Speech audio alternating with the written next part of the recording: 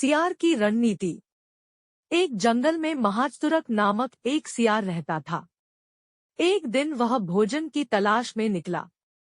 भटकते भटकते एक स्थान पर उसे मरा हुआ हाथी मिल गया, जिससे उसकी खुशी का ठिकाना नहीं रहा। उसके कई दिनों के भोजन की व्यवस्था हो गई थी।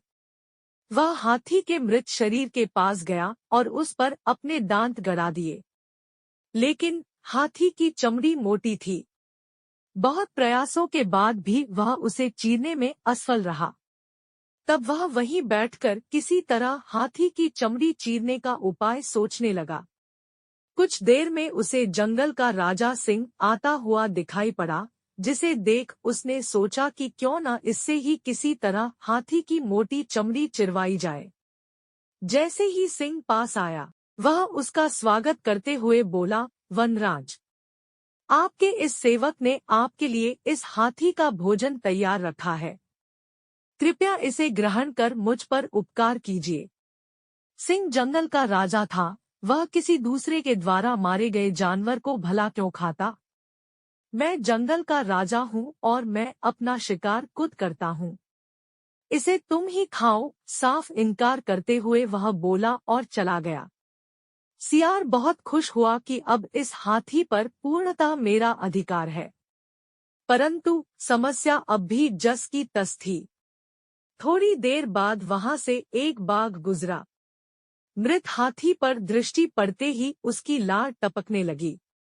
जीभ लपलपाते हुए वह मृत हाथी की ओर बढ़ा तो सियार ने उसकी मंशा भांप ली। वह बोला, अरे बाघ भाई, बड़े दिनों बाद आपके दर्शन हुए। सब कुशल मंगल तो है? मैं ठीक हूँ। तुम कैसे हो? और इस मृत हाथी के पास क्या कर रहे हो? बाघ ने पूछा। सियार बोला, मैं यहाँ इस मृत हाथी के रखवाली कर रहा हूँ।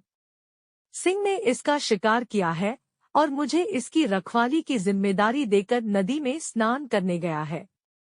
वैसे आप भी इस हाथी का मांस चख सकते थे, लेकिन सिंह तो आपका बैरी ठहरा।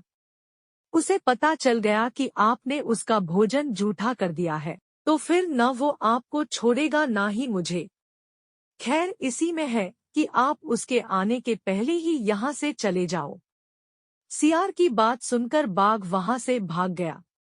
कुछ देर बाद वहां से एक चीता गुजरा। चीते के दांत तेज होते हैं। सियार ने सोचा कि कोई ऐसी जुगत लगानी होगी कि ये चीता हाथी की चमड़ी भी फाड़ दे और बिना मांस खाए ही यहाँ से चलता बने। उसने चीते से कहा, मित्र, आओ आओ, देखो ये मृत हाथी। ये सिंह का शिकार है।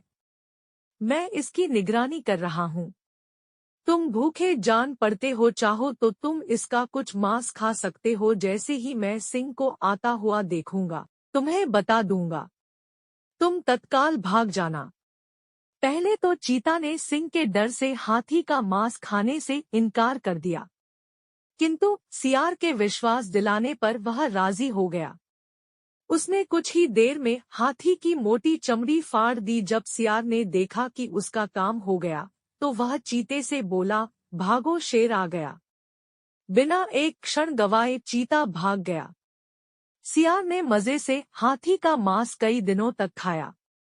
इस प्रकार उसने अपनी चतुराई और सूझबूझ से अपनी समस्या का समाधान निकाला। सीख: किसी भी समस्या के समाधान के लिए सूझबूझ से काम लो। मकड़ी, चींटी और जाला। एक मकड़ी अपना जाला बनाने उपयुक्त स्थान की तलाश में थी। वह चाहती थी कि उसका जाला ऐसे स्थान पर हो जहां ढेर सारे कीड़े मकोड़े और मक्खियां आकर फंसे। इस तरह वह मजे से खाते पीते और आराम करते अपना जीवन बिताना चाहती थी। उसे एक घर के कमरे का कोना पसंद आ गया और वह वहां जाला बनाने की तैयारी करने लगी। उसने जाला बुनना शुरू ही किया था कि वहां से गुजर रही एक बिल्ली उसे देख जोर जोर से हंसने लगी। मकड़ी ने जब बिल्ली से उसके हंसने का कारण पूछा, तो बिल्ली बोली, मैं तुम्हारी बेवकूफी पर हंस रही हूँ। तुम्हें दिखाई नहीं पड़ता कि ये स्थान कितना साफ सुथरा है? यहाँ न कीड़े मकोड़े हैं, न ही मक्खियाँ। तुम्हारे जाले में कौन फंसेगा? बिल्ली की बात सुनकर मकड़ी ने कमरे के उस कोने में जाला बनाने का विचार त्याग दिया और दूसरे स्थान की तलाश करने लगी। उसने घर के बरामदे से लगी एक खिड़की देखी और वह वहां जाला बुनने लगी। उसने आधा जाला बुनकर तैयार कर लिया था, तभी एक चिड़िया वहां आई और उसका मजाक उड़ाने लगी। अरे, तुम्हारा दिमाग खराब हो गया है क्या? जो इस खिड़की पर जाला बुन रही हो, तेज हवा चलेगी और तुम्हारा जाला उड़ जाएगा। मकड़ी को चिड़िया की बात सही लगी।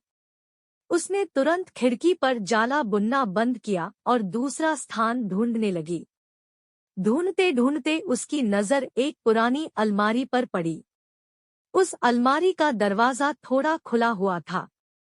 वह वहां जाकर जाला बुनने लगी। तभी एक कॉकरोच वहां आया और उसे समझाइश देते हुए बोला, इस स्थान पर जाला बनाना व्यर्थ है। यह अलमारी बहुत पुरानी हो चुकी है। कुछ ही दिनों में इसे बेच दिया जाएगा। तुम्हारी सारी मेहनत बेकार चली जाएगी। मकड़ी ने कॉकरोच की समझाइश मान ली और अलमारी में जाला बनाना बंद कर दूसरे स्थान की खोज करने लगी। लेकिन इन सब के बीच पूरा दिन निकल चुका था। वह थक गई थी और भूख प्यास से उसका हाल बेहाल हो चुका था। अब उसमें इतनी हिम्मत नहीं रह गई थी कि वह जाला बना सके। थक-हार कर वह एक स्थान पर बैठ गई। वहीं एक चींटी भी बैठी हुई थी।